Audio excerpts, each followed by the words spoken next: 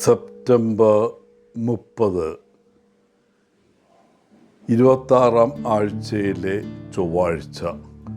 ലൂക്ക 9:51 മുതൽ 56 വരെ വാക്യങ്ങൾ.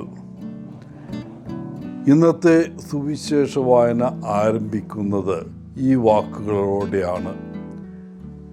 സ്വർഗത്തിലേക്ക് പോകാനുള്ള ദിവസങ്ങൾ അടുത്തപ്പോൾ യേശു ജെറുസലേമിലേക്ക് പോകാൻ മുഖം തിരിച്ചു.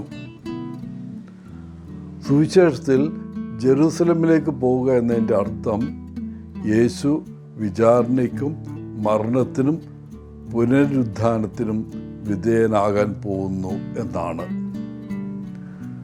തൻ്റെ അറസ്റ്റിനും മരണത്തിനും സാധ്യതയുണ്ടെന്ന് യേശുവിനറിയാമായിരുന്നു. എന്നിട്ടും ജെറുസലേമിലേക്ക് പോകാനുള്ള തീരുമാനത്തിൽ അവൻ ഉറച്ചു നിന്നു. താൻ അറസ്റ്റ് ചെയ്യപ്പെടാൻ സാധ്യതയുണ്ടെന്നും എന്നാൽ മരിക്കാൻ അല്ലെങ്കിൽ തന്നെ വധിക്കാൻ പോലും സാധ്യതയുണ്ടെന്നും അവൻ അറിഞ്ഞു. എന്നിട്ടും അവൻ ജെറുസലേമിലേക്ക് യാത്ര ചെയ്തു. അതാണ് അവൻ്റെ ദൗത്യം. മരണത്തിലൂടെയും പുനരുത്ഥാനത്തിലൂടെയും നമ്മെ രക്ഷിക്കുക.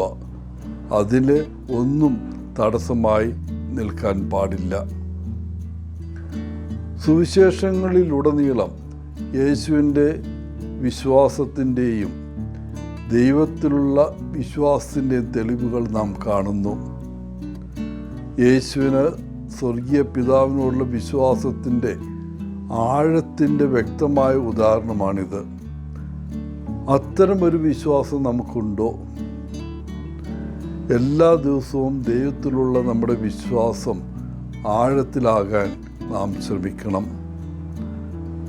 നമുക്ക് ആവശ്യമുള്ളപ്പോഴെല്ലാം നമ്മെ പിന്തുണയ്ക്കുകയും നിലനിർത്തുകയും ചെയ്യുന്ന ഒരു അടിത്തറയും ദൈവവുമായുള്ള ബന്ധവും ഇത് സൃഷ്ടിക്കാൻ സഹായിക്കും. സമരിയക്കാർ യേശുവിനെയും ശിഷ്യന്മാരെയും തള്ളിക്കളഞ്ഞു. അതുകൊണ്ട് ശിഷ്യന്മാർ അവരോട് പ്രതികാരം ചെയ്യാനും സ്വർഗത്തിൽ നിന്ന് അഗ്നി ഇറക്കി അവരെ നശിപ്പിക്കാനും ആഗ്രഹിച്ചു. എന്നാൽ യേശു തൻ്റെ ശിഷ്യന്മാരെ ശാസിക്കുന്നു. അവരുടെ വഴികളല്ല തൻ്റെ വഴി. ആളുകൾ നമ്മെ നിരസിക്കുകയോ നമ്മോട് മോശമായി പെരുമാറുകയോ ചെയ്യുമ്പോൾ എങ്ങനെയാണ് നാം പ്രതികരിക്കേണ്ടത്? നമ്മുടെ ശത്രുക്കളെ നാം വെറുക്കുമ്പോൾ നാം അവർക്ക് നമ്മുടെ മേൽ അധികാരം നൽകുന്നു. നമ്മുടെ ഉറക്കത്തിന്മേലും മനസ്സമാധാനത്തിന്മേലും അവർ സ്വാധീനം നേടുന്നു. അത് നമ്മുടെ രക്തസമ്മർദ്ദം കൂട്ടുകയും നമ്മുടെ ആരോഗ്യത്തെ ഹാനികരമായി ബാധിക്കുകയും ചെയ്യും. യേശുവിൻ്റെ വഴി സ്നേഹത്തിൻ്റെയും ക്ഷമയുടെയും വഴിയാണ്. അവിടെ പ്രതികാരവും അക്രമവുമില്ല. പ്രിയപ്പെട്ടവരെ, ഇന്നത്തെ സുവിശേഷത്തിൽ നിന്ന് നമുക്ക് പഠിക്കാവുന്ന ചില പാഠങ്ങൾ ഇതാണ്. 1. സുവിശേഷം പ്രചരിപ്പിക്കാനുള്ള നമ്മുടെ ദൗത്യം പിന്തുടരുന്നതിൽ നിന്ന് എത്ര ആളുകൾ നമ്മെ നിരസിച്ചാലും നമ്മെ അത് നിരുത്സാഹപ്പെടുത്തരുത്. 2. ഓരോ ക്രിസ്ത്യാനിയുടെ ഹൃദയത്തിൽ അക്രമത്തിനും പ്രതികാരത്തിനും സ്ഥാനമില്ല എന്ന് ഓർക്കുക. 3.